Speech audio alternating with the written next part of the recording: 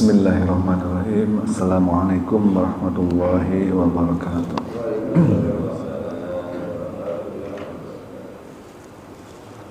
Alhamdulillahilladzi anzala ala abdihil kitaba wa lam yaj'al lahu 'iwaja. Wassalatu wassalamu ala sayyidina Muhammadin nabiyil mustafa wa ala alihi wa sahbihi wa man ihtada amma ba'd. Hadirin jamaah subuh yang dirahmati Allah Subhanahu wa taala, puji dan syukur marilah senantiasa kita panjatkan kehadiran Allah Subhanahu wa taala atas anugerah limpahan nikmatnya kepada kita semua, sehingga pada pagi ini kita masih diberikan kesempatan, kesehatan, bisa menunaikan ibadah salat subuh berjamaah, dan insyaallah kita akan lanjutkan dengan ta'lim. Sedianya dibawakan oleh Pak Haji Anto, tapi sepertinya beliau berhalangan. Jadi ya gitu deh pokoknya. Kan kemarin gua udah, sekarang lagi, besok lagi, capek deh.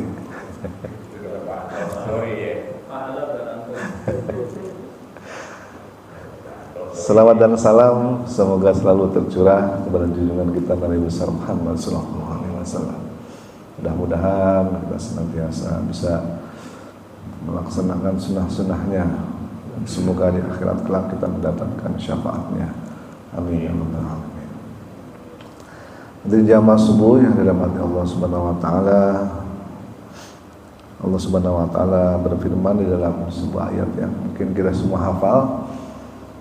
Itu di dalam surat Ad-Duha ya. A'udzu billahi minasyaitonir rajim. Walal akhiratu khairul laka minal ula. Apa itu artinya? Walal akhiratu, dan akhirat itu khairul laka, lebih baik laka bagimu, minal ula, dibandingkan ula itu yang awal dunia maksudnya. Dan akhirat itu lebih baik, jauh lebih baik dibandingkan dunia. Begitu kata Allah Subhanahu wa taala. Ayat ini mengajarkan kepada Rasulullah sallallahu alaihi wasallam, karena surat Ad-Duha ini spesifik, surat yang unik, surat yang dinanti-nanti oleh Rasulullah, karena menurut kisahnya Rasulullah lama nggak mendapat wahyu, tumben-tumbennya. Ada ulama yang mengatakan 6 bulan, ada bahkan yang mengatakan 3 tahun. Bayangkan selama itu Rasulullah sepi dari wahyu, Jibril nggak pernah datang, kemana nih gitu. Jadi nggak saya jadi nabi? Katanya saya jadi nabi, diangkat.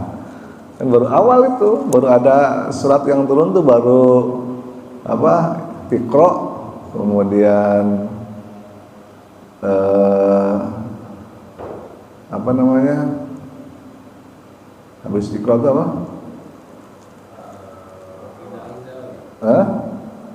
Bukan, selimutilah, apa namanya, Qum fa'anzir, Al-Muzammil ya, Al-Muzammil atau Al-Muddathir itu. Habis itu udah sepi tuh, nggak ada wahyu lama, sampai Rasulullah diledekin sama penduduk Makkah.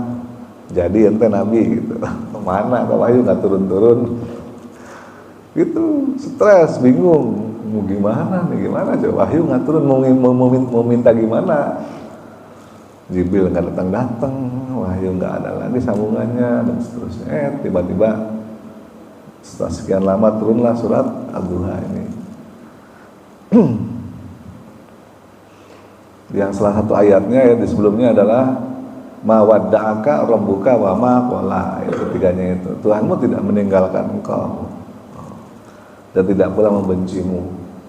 Nah, kemudian ayat lanjutannya adalah mengingatkan bahwa walal akhiratu khairul laka minal ula, dan akhirat itu lebih baik dibandingkan dunia. Ini ayat yang pendek tapi maknanya sangat dalam. Kenapa? Karena dengan ayat inilah Rasulullah Shallallahu Alaihi Wasallam selalu mempunyai cara berpikir yang berbeda dibandingkan dengan para sahabatnya. Kenapa? Karena orientasi beliau, visi misinya itu adalah selalu untuk akhirat, tidak pernah dunia. Jadi dunia itu hanya ya, sekedarnya aja.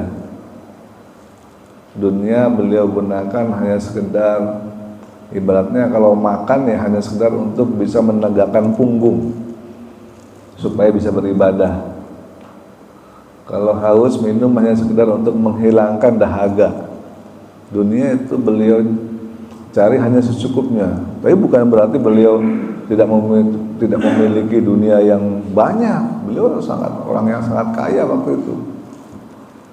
Karena beliau itu adalah seorang saudagar, seorang saudagar ya, yang berjualan, berbisnis sampai dengan ke negeri-negeri yang jauh, sampai ke negeri Syam. Kemudian berkolaborasi dengan istrinya yaitu Khadijah, yang juga memang seorang investor, sehingga boleh dibilang Khadijah ini tanah Makkah itu 2/3 konon katanya milik beliau. Bisa dibayangkan betapa saudagar kayanya. Tapi di alam ayat ini waktu itu Rasulullah masih kaya. Islam belum diperintahkan untuk berdakwah terang-terangan, belum. Jadi hanya untuk kalangan tertentu aja.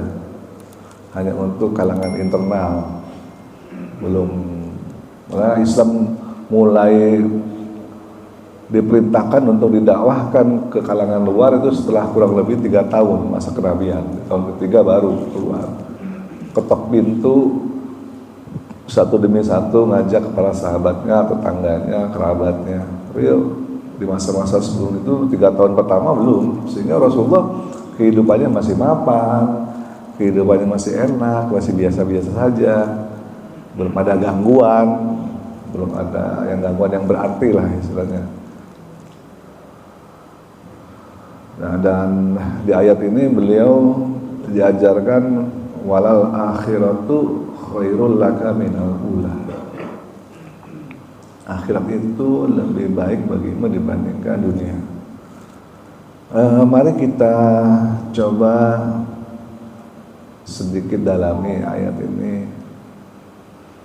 Dalam kehidupan seringkali kita justru kebalikannya.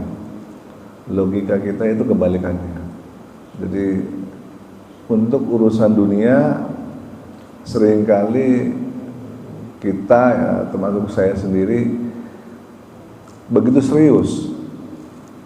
serius mengejar. Kita lihat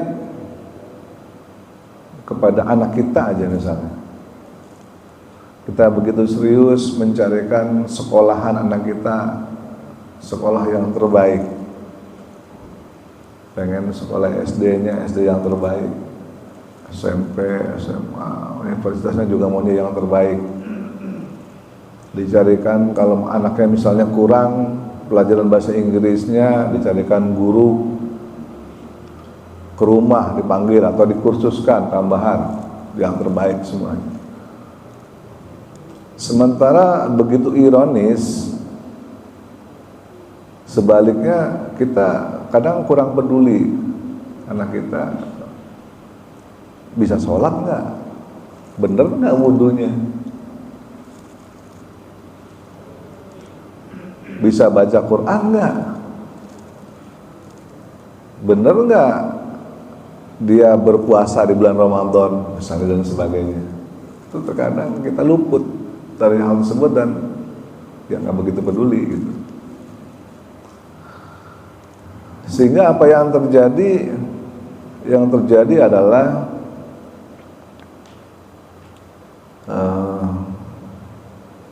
ya sangat disayangkan bahwa kebanyakan dari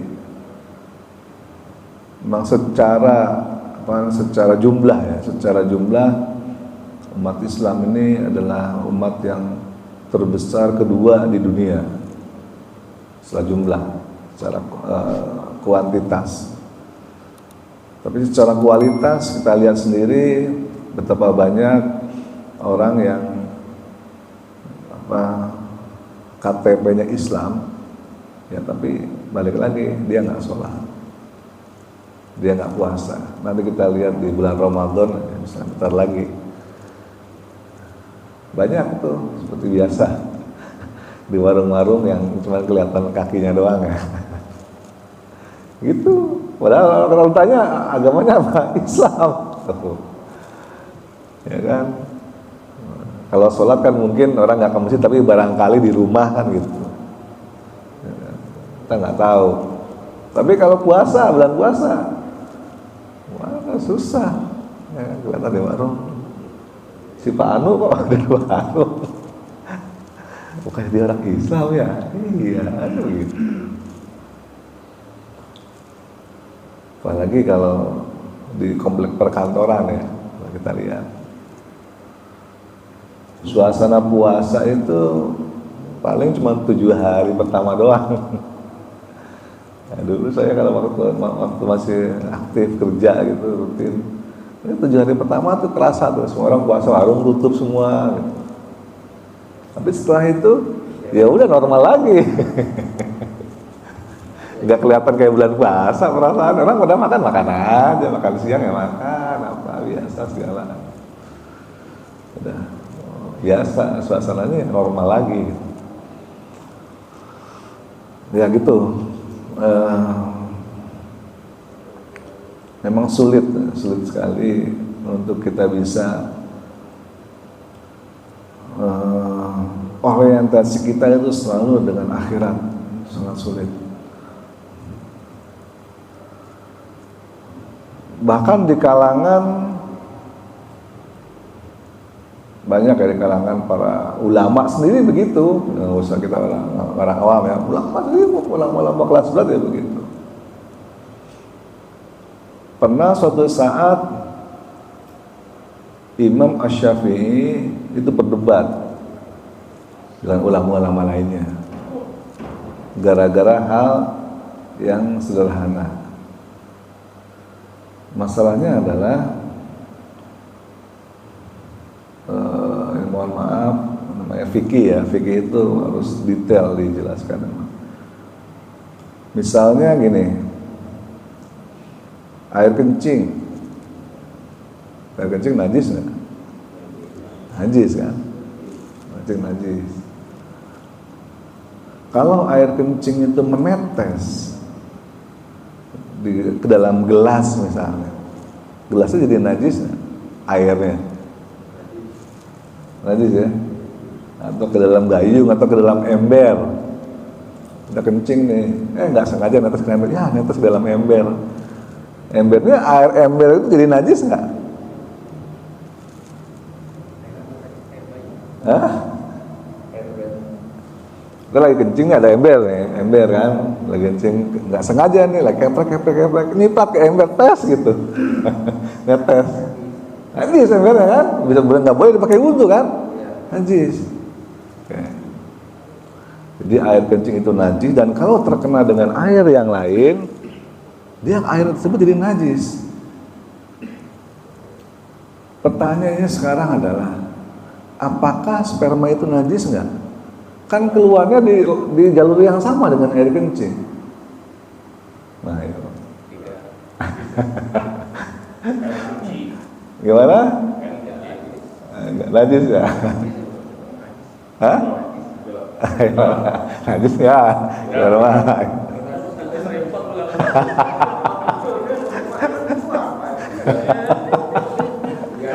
Kalau najis kita najis dong. Ya, gitu. Kalau kita ngimpi gitu kan, kalau kita rapi kita gitu. Kalau itu perbuatannya ya. Ayo gimana? Ya kan? Secara logika nih ya, kan ada selang, selangnya bekas air kencing. Berarti sepanjang selang itu kan najis. Terus ada keluar air lain, saya itu sperma. Kok bisa sperma jadi nggak najis? Kata Nabi nggak najis, itu hadisnya ada. Jadi Aisyah itu sering, Aisyah kan istrinya Nabi ya, sering beliau kelihatan lagi ngerokin ngebersihin kain sarungnya Nabi bekas sperma, nggak dicuci sama dia. Karena agak jadi agak kelihatan agak mengeras itu kan, agak kerak kan, dibersihin krok. Terus dikasih lagi ke Nabi pakai buat sholat. Nah, artinya najis nggak? Ada ini semua. Hah? Hadis. Gitu. Ya kan? Jadi kesimpulannya adalah berdasarkan hadis sperma itu najis. Sperma itu nggak najis. Satu. Tapi berdasarkan logika harusnya sperma itu najis. Kenapa? Karena keluar dari jalur yang sama dengan air kencing. Kalau misalnya kita mau bandingkan ini yang dipakai adalah logika atau dalil. Kan gitu, secara logika harusnya najis dong. Orang air aja netes ke ember najis, embernya ya kan.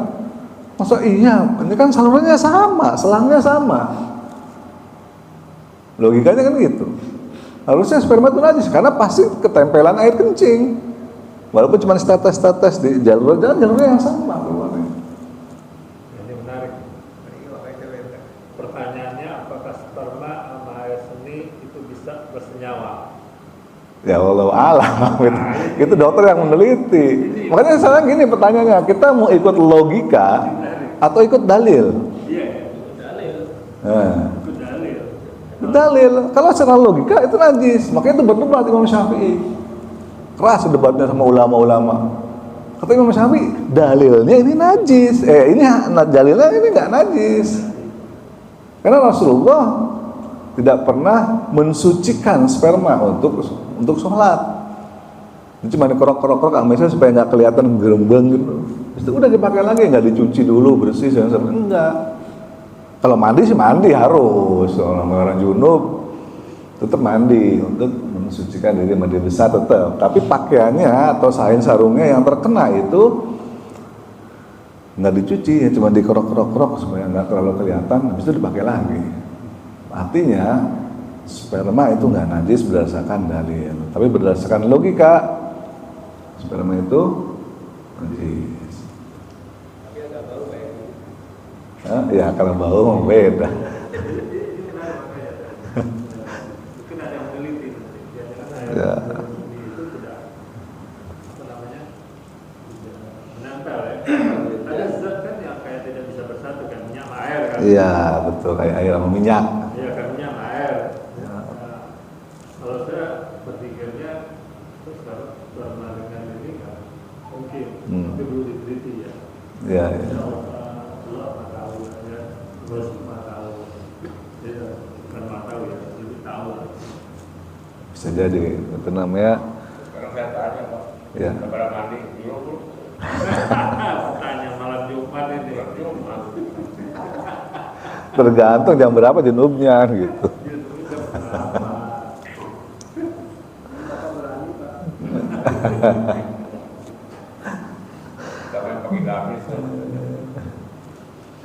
Baik, kemudian kita lihat lagi ya, contoh lainnya adalah gini, kecepatan cahaya itu kan berapa? 300.000 kilometer per detik ya. Jadi kalau kita bergerak dengan kecepatan cahaya mengelilingi bumi itu bisa 7,5 kali. 7,5 kali keliling bumi dalam 1 detik. 1 detik kalau kita gerak dengan kecepatan cahaya keliling bumi 7,5 kali. Saking kencangnya. Kan? Cahaya dari matahari ke bumi itu butuh waktu sekitar 8 menit. Matahari dari matahari sampai ke bumi karena jaraknya jauh itu. Jadi kita bisa menghitung jarak bumi ke matahari gimana caranya, kok bisa tahu? Nggak pernah diukur ya pakai meteran. Caranya gitu. Berapa lama matahari nyampe ke bumi cahayanya, oh dengan kecepatan sekian dihitung jaraknya ketemu, oh jaraknya sekian. Jadi 8 menit cahaya matahari dari matahari sampai ke bumi. Oke, sekarang kalau matahari terbit kelihatan oleh mata di bumi, ya kan? Artinya sebetulnya peristiwa terbitnya matahari itu sudah terjadi 8 menit kemudian, 8 menit yang lalu. Masuk akal nggak? Ya kan? Artinya jadwal sholat kita syuruk aja misalnya harusnya digeser nih minus 8 menit. Logikanya mundur 8 menit ya, minus 8 menit atau mundur 8 menit, logikanya itu logika. Karena udah 8 menit jaraknya udah terbit duluan di sana, sebenarnya terbit mataharinya. Ya, betul. Belum terlihat. Tapi dia udah terbit sebetulnya mataharinya. Tapi dia belum terlihat sebetulnya, kan gitu. Tapi apakah minus 8 menit tadi diterapkan nggak untuk menentukan jadwal sholat kita? Hah?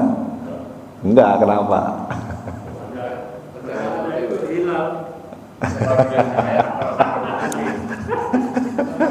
Karena beda-beda tempatnya. Dapatkan cahaya kalau 8 menit itu kan. Kenapa tuh, Pak? Kan logika, nih kita ngomong logika. Logikanya harus diterapkan dong. Iya. Tapi masalahnya apa? Dalil, balik lagi. Dalilnya apa? Mengatakan dalilnya adalah waktu sholat subuh berakhir saat matahari terbit. Apakah matahari terbit itu berdasarkan logika tadi, ataukah matahari terbit berdasarkan oh udah kelihatan nih mataharinya terbit? Tanya gitu. Hah? Berdasarkan kelihatan. Jadi kalau belum kelihatan di bumi, oh matahari belum kelihatan nih, dia belum dikatakan terbit. Walaupun sebetulnya 8 menit yang lalu itu udah terbit mataharinya. Caranya lagi berjalan menuju bumi. Lagi OTW kan gitu. Kalau ketutupan betul-betul kan nggak kelihatan. Hah? Makanya ada beberapa ustadz yang kalau suruh ditunggu 10 menit kemudian gitu ya. Enggak, kalau itu beda lagi. Itu beda lagi. Karena sebetulnya waktu syuruk itu sampai dengan mataharinya setinggi tombak. Jadi bukan pas terbit, enggak, setinggi tombak. Itulah syuruk. Tingginya setinggi tombak, kan kelihatan nih matahari agak tinggi. Kalau kita taruh tombak itu tinggi, wah kira-kira segitu, kayak itulah harus syuruk. Itu beda lagi halnya. Kita lagi diskusi ini dulu ya. Logika antara logika dengan dalil. Kalau kita mengikuti logika, ya harusnya waktu mau kelihatan terbit matahari, wah berarti udah lewat 8 menit nih, berarti harusnya minus 8 menit kalau ngikutin logika. Tapi karena dalilnya adalah mengatakan waktu subuh habis atau waktu syuruk baru mulai, itu waktu matahari terbit kelihatan oleh mata, ya itulah yang diikuti karena dalilnya itu sudah nyampe itu.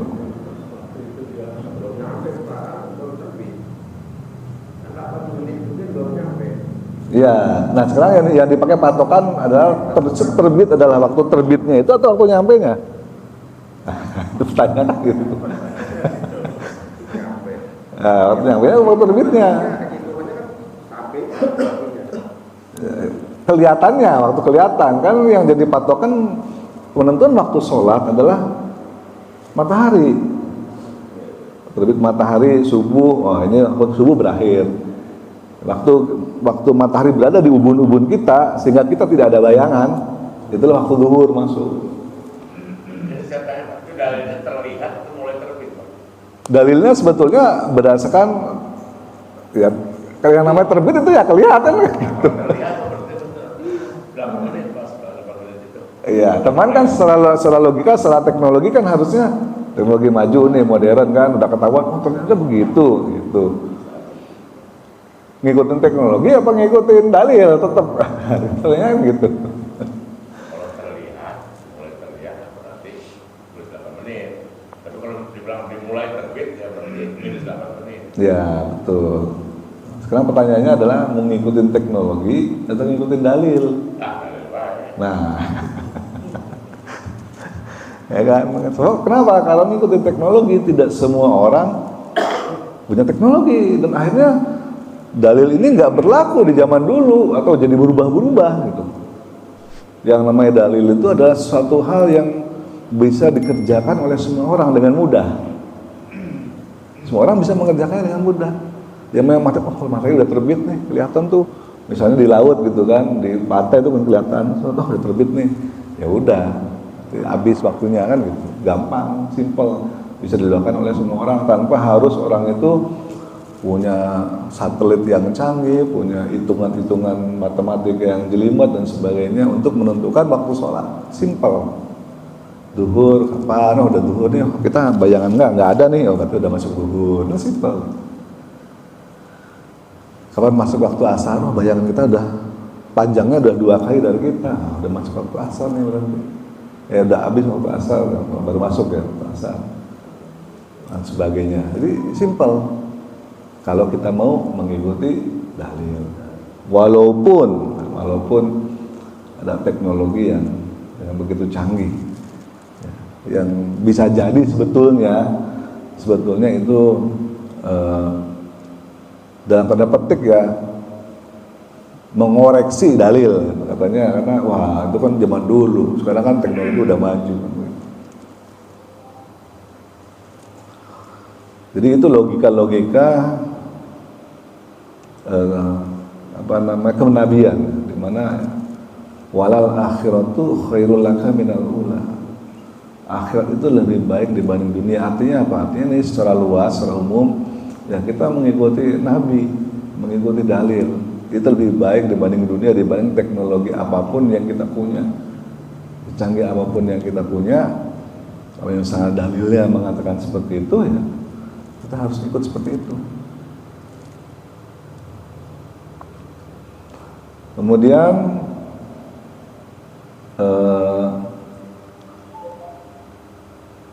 bagaimana dengan, kan tadi pergerakan matahari ya untuk menentukan waktu sholat. Bagaimana dengan menentukan awal bulan? Bentar lagi rame nih, mau puasa kan, mau ru'yat tetap pakai hilal. Kan gitu. Ini sama ini ya dasarnya. Ru'yat apa pakai hilal, mau ru'yat apa pakai hisab gitu. Kalau ru'yat itu ngikutin dalil, ada dalilnya, sumu li ru'yatihi wa aftiru li ru'yatihi, berpuasalah kalian setelah melihat ru'yat, kelihatan oh ada bulan baru nih Setelah melihat hilal ya, wa aftiru, dan berbukalah dari hati setelah. Simple dalilnya itu. Tapi kan ada teknologi modern sekarang. Nah, balik sama itu. Teknologi modern. Teknologi modern mengatakan dengan perhitungan macam-macam ya kan, ada satelit dan sebagainya. Itu bulannya udah ada sebenarnya. Memang belum kelihatan sih bulannya, tapi udah ada gitu di sono bulannya. Gimana pertanyaannya? Kita mau teknologi modern atau ikutin dalil? Nah, pertanyaannya harus itu dalil. Karena ada sebagian orang ya, wah itu kan dalil kan zaman dulu. Zaman dulu kan belum ada. Kita kan sekarang udah bisa memprediksi anu macam segala macam. Nah itu balik lagi. Ikutin dalil apa ikutin teknologi? Nah, baiklah berlaku nggak nih dalilnya gitu. Kalau ngikutin teknologi, artinya sebagian dari hadis Nabi itu ada yang dibuang, ada yang nggak berlaku.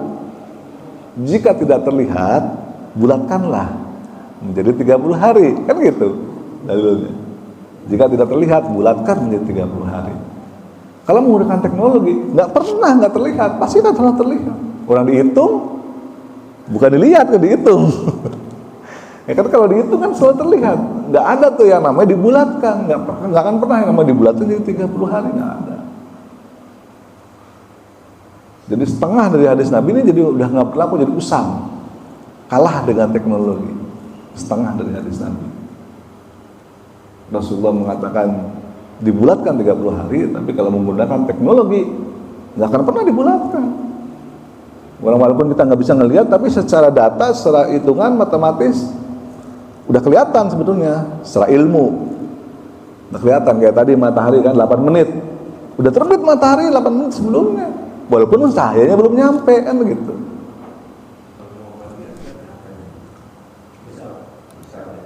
Ya, pakai hisab. Ada yang nggak pakai hisab kan begitu akhirnya. Kalau orang pakai menggunakan hisab, berarti dia tidak akan pernah menggunakan setengah dari hadis Nabi tadi yang mengatakan bahwa jika tidak kelihatan hilalnya, maka bulatkanlah, sempurnakanlah menjadi 30 hari, genapkanlah menjadi 30 hari, yang 29 hari misalnya. Untuk meyakinkan kalau udah 30 hari udah pastilah ada bulan baru, nggak mungkin enggak. Tapi kalau masih 29 hari nggak kelihatan, ya bisa jadi ada, bisa jadi enggak. Makanya sebagian besar umat Islam di seluruh dunia ini menggunakan hisab tuh hanya sekedar untuk ancer-ancer, perkiraan. Makanya di kalender tuh ada kelihatan di kalender. Oh, Lebaran tahun 2050 udah bisa ketahuan kira-kira kan gitu.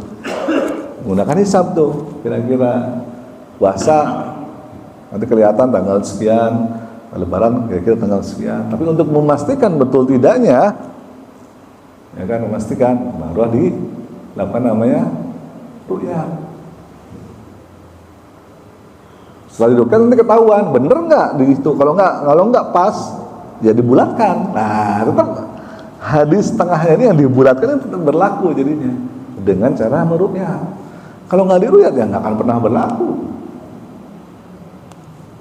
Orang selalu kelihatan, selalu sesuai dengan perhitungan kita, teknologi kan gitu. Setengah dari hadis Nabi jadinya akan tersia-siakan, terbuang. Nggak ada lagi, waduh lebarannya nggak jadi kan gitu, dulu pernah ngerasain ya. Atau lebarannya malah maju, pernah juga tuh, tahun berapa itu? Belum, Resikonya tasrifnya itu kenapa? kasusnya hanya selisih 1 hari kan. Itu resikonya tasrifnya itu kan haram. Ini tasrifnya. Jadi Ya kan hari tasrik kan ditentukan setelah kita pasti lebarannya kapan, baru hari tasrik. iya tadi kan ada 2. Ada yang bulan Hilal. Kalau yang hisab 29. Kalau 29 menggunakan hisab, terus ketentuannya digenapkan, berarti ada kan lawan tasrik. Ya enggak lah, dia belum tasrik tapi dia udah puasa, itu haram juga justru. Ini masih bulan puasa, tapi dia udah lebaran kan haram. Iya. Berarti dia lebarannya bolong sehari, harus bayar. Gimana? Lebih baik bolong daripada Ya enggak lah, haram, nggak boleh. Kalau yang bolong. tanggal 29 hari pada Syawal. Hisab itu kan 29 kan harus dibayar. Nah, ketika kita 30 masih puasa. 30 masih puasa, padahal 29 sudah Syawal. Itu kejadiannya.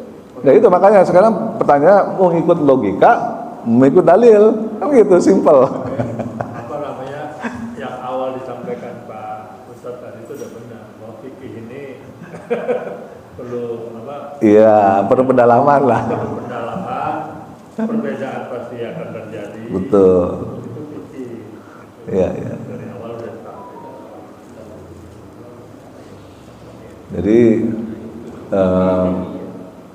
balik lagi memang betul yang disampaikan tadi, yang namanya fikih memang selalu ada perbedaan. Kita tidak bisa secara hitam putih kan, menentukan bahwa yang benar ini, yang benar itu. Yang pasti adalah kita jangan saling menyalahkan. Jangan sampai orang yang pakai hisab mengatakan kayak Pak Yul tadi itu kan haram, udah hari tasrik. Nah itu jangan. Tasrik kan menurut dia. Menurut dia yang 29 hari itu adalah tasrik, tapi menurut dia 30 hari yang enggak kan tasrik. Justru baliknya itu debatable, akhirnya kan begitu. Ya udah, lu kalau mau lebaran aja, gua sih masih puasa. Dan yang bilang, lebih baik utang lah daripada haram. Nah, itulah makanya terserah pilihannya. Itu kan tidak Dua kali. Ya. itu menarik Pak, bahwa apa ya, kita melihat dari sejarah bahwa kejayaan Islam di awal-awal itu sebenarnya kan pemikiran itu berkembang. Iya. Iya kan? Sebenarnya Islam itu menyuruh kita berpikir, tapi abad-abad belakangan pemikir-pemikir Islam tidak. Dulu berpikir perbedaan itu hal biasa. Iya. Tidak saling menyalahkan, tidak saling menghujat. Itu dan Islam berkembang zaman keemasannya kan. Ya betul. Jadi kembali lagi istilahnya tadi jangan sampai narasi-narasi yang seperti tadi gitu kan, karena kebanyakan yang saya lihat ini nanti bentar lagi mulai rame, pasti mulai rame bentar lagi. Yang hisab akan mengatakan kepada yang ru'yat udah kuno. Gitu kan. Tadi kalau udah kuno tadi itu haram karena melanggar hari tasyrik. Nah, itu narasi-narasi yang sebetulnya nggak perlu dilontarkan. Kenapa? Karena akan berujung pada perdebatan yang nggak selesai. Sebaliknya, ya begitu pun sebaliknya sama aja. Ya, pasti kita harus saling menghargai pendapat masing-masing, intinya seperti itu. Jangan sampai menimbulkan Yang kalau saya mungkin karena tadi mendekati waktu Ramadan juga ya, mungkin perlu juga dijelaskan. Kalau dulu kan hilal itu gitu kan ya, ditentukan kan 2 derajat dulu kan waktu awal-awal itu kan. Nah terus sekarang jadi ada kerjasama Mabims. ya, jadi 5 Ya. mungkin. Itu gimana tuh asal kebijakannya jadi? Jadi itu namanya kriteria Mabims. Mabims itu kerjasama antara Malaysia, Indonesia, Brunei dan negara-negara yang terdekat lah tetangga kita, yang menyepakati bahwa kenapa 3 derajat kalau dulu 2 derajat. Menyepakati bahwa 3 derajat adalah minimal berdasarkan data-data ya, yang sudah dikumpulkan bertahun-tahun. 3 derajat adalah minimal di mana hilalnya bisa teramati, bisa dilihat, bisa teramati, minimalnya itu. Dibuat 3 derajat berdasarkan data yang dikumpulkan bertahun-tahun. Di bawah 3 derajat ini nggak kelihatan, nggak bisa diru'yat itu intinya. Intinya masih ke ru'yat juga baliknya. Mengapa 3 derajat? Karena 3 derajat adalah batas minimal di mana pernah teramati di 3 derajat itu bisa diru'yat. Kalau betul-betul pengen bisa diru'yat sebetulnya 6 derajat. Itu pasti bisa diru'yat. Iya. Matahari yang 8 menit. Iya, mirip kayak gitu. Matahari terbitnya dia mau 0,1 derajat. Nah, itu. Tapi hilal yang sudah datang yang terlihat. Iya. Nah, ini kan di sinilah perbedaan. Perbedaannya di situ. Jadi kalau hisab yang penting udah wujudul hilal. Walaupun masih 0, derajat, nah itu dia udah ada bulan yang muncul. Walaupun lagi jalan. Walaupun lagi jalan gitu. Padahal belum nyampe gitu. Belum nyampe. Udah keluar, udah muncul. Belum kelihatan tapi belum bisa, belum beli. Yang satu sudah muncul, yang satu sudah terlihat. Iya gitu, itu bedanya di situ. Nah ini kan sebenarnya arahnya kan dia pendekatannya kepada dalil, pendekatannya kepada teknologi gitu. Dari 2 ke 3 itu harus kenapa harus jadi ketiga gitu. Ya itu, kira-kira gitu deh. Itu sebenarnya fikih itu menarik. Iya. Tapi jangan sampai perbedaan saling Iya. mengharapkan, mengkafirkan itu ya. Padahal kita berbedanya dalam ranah sunnah. Fikih itu kan pemikiran. Iya, pemikiran. Dalam konteks Al-Quran kita sudah final, nggak ada perbedaan di situ. Makanya saya pikir nggak perlu dibesar-besar. Penyebabnya sebenarnya cuma faktor geografis saja. Beda lagi itu. Beda lagi ya. Beda lagi. Kan ada yang bilang kelihatan, ada yang bilang enggak. Berarti kan ada sesuatu yang menghalangi. Halang itu bisa karena awan, hujan, bisa juga. Iya, betul. Makanya biasanya pemantauan hilal itu kan berada di banyak titik. Dari Sabang sampai Merauke. Nanti dilihat mana yang kelihatan atau enggak, baru ditentukan di situ. Mungkin itu. Mas Pak, saya berbicara masalah sperma tadi, Pak. Nggak apa-apa, Pak. Maksud Ini yang baru ada dalam istri, Pak. Kalau istri itu haram atau maksudnya najis atau bukan? Apa? Kalau istri itu sperma najis atau bukan? Karena kan tidak najis. Karena kalau lagi berhubungan kan kadang suka berceceran tuh. Dan di spray itu kan Kan balik lagi tadi dalilnya. kadang kita tuker baju nih, baju gitu kan, spraynya punya kita kita angkat dulu, kita ganti dulu, baru kita tidur di situ yang lama kan kita rapat jadinya. kalau kembali ke dalil tadi kan cuma bersihin aja. Nah, ya bersihin aja. Kita bisa berceceran di. Artinya gini, najis itu kan boleh kalau nggak najis, artinya boleh dipakai sholat, intinya gitu. Boleh dipakai sholat. Ya kalau tidur beda urusannya lagi. Kalau tidur nggak nyaman karena basah gitu kan, ya gantilah. Tapi bukan berarti najis gitu. Kita tidak tahu gitu ya, karena kita pakai baju baru terus kita tidur situ kan jadi kena najis jadi. Udah ada gambaran gitu. Kayaknya sudah lama sih.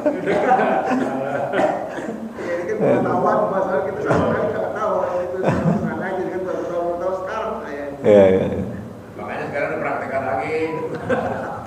Tuh. Tapi mesti hati-hati juga ya, memang khususnya bagi laki-laki, saya juga kurang tahu kalau perempuan gimana. Kalau laki-laki itu ada 3. Ada namanya mani, ada namanya apa? Madi, ada namanya apa lagi?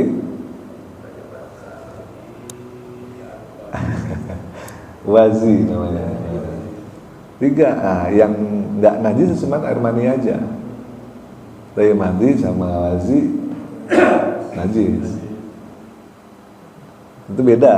Kalau kita misalnya nih, kan kadang kita badan habis lagi capek gitu misalnya kan, lagi capek, kelelahan gitu. Kadang-kadang suka tahu tuh cerut gitu keluar. Nah itu mandi. Memang bedanya adalah, untuk membedakan adalah kalau mandi kan cairannya bening dan nggak berbau. Kalau sperma kan baunya khas ya. Dicium dulu, betul. Cium dulu. Kalau nggak berbau, Pengaruh makanan tidak. biasanya kurang tahu juga ya. Itu mesti biasanya. Jadi intinya gini, pastikan dulu itu sperma apa bukan. Dari baunya. Kalau saya begitu. Oh, bau sperma. Misalnya bangun tidur nih, oh basah. Kadang suka gitu. Ini sperma apa bukan? Kalau sperma ya harus mandi. Kalau bukan sperma ya nggak perlu mandi, tinggal cuci aja. Cuci bersih kayak orang ngompol gitu. Berarti lebih ringan dari sperma.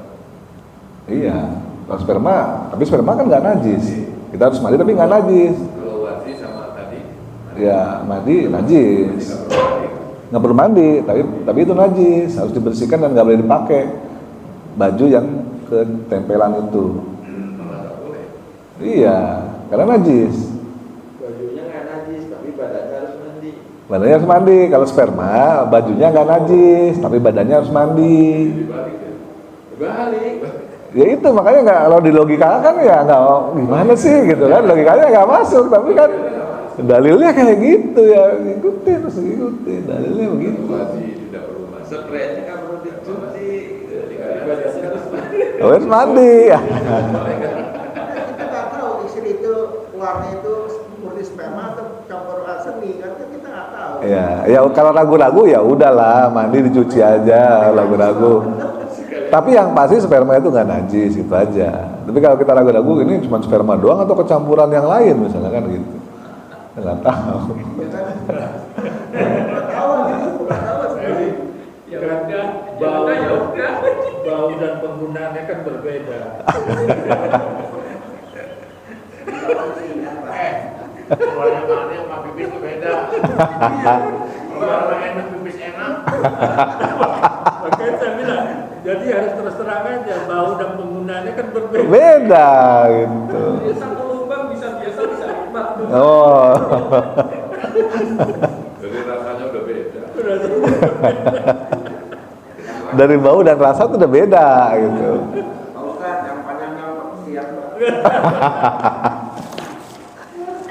Ya udah, mungkin kita lanjut nanti sambil ngeteh di luar biar lebih ramai. Baik, terima kasih atas kehadirannya, perhatiannya. Mohon maaf jika saya ada kesalahan. Semua kembali kepada ketidaktahuan diri saya sendiri. Kita tutup dengan doa kafaratul majlis. Subhanakallahumma wa bihamdika asyhadu an la ilaha illa anta astaghfiruka wa atubu ilaik.